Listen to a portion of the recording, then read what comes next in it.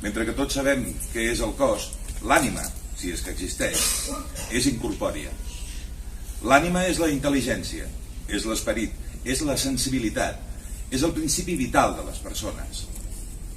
I si l'ànima és tot això, és evident que ha de tenir alguna relació amb la música, perquè en la música els instruments i la tècnica es posen al servei de la sensibilitat. Segons Lluís Claret, el cello vol una unió entre l'esperit, el cos del qui el toca, i la música. Sí, el violoncel no apareix pas per casualitat quan es parla d'ànima. Diuen que és l'instrument que més s'assembla a la veu humana i que cal agafar-lo com si s'abracés una persona. De fet, té cos. És un instrument amb cintura, abraçable per les escotadures, i cada gest amb l'arquet és una carícia sonora. Un so que ens fa vibrar alguna cosa de dins, potser l'ànima.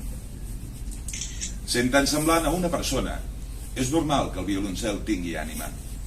Dins els instruments de corda fregada, i el violoncel n'és un, hi ha una peça molt petita, invisible des de fora. Un cilindre de fusta que s'aguanta per la pressió entre les dues tapes, la tapa harmònica i el fons, i que transmet les vibracions. Aquesta peça és l'ànima, un bastonet petit i fràgil, d'equilibri delicat. Si a un violí amb un cop li cau l'ànima, deixarà de sonar, fins que un luthier expert li torni a posar.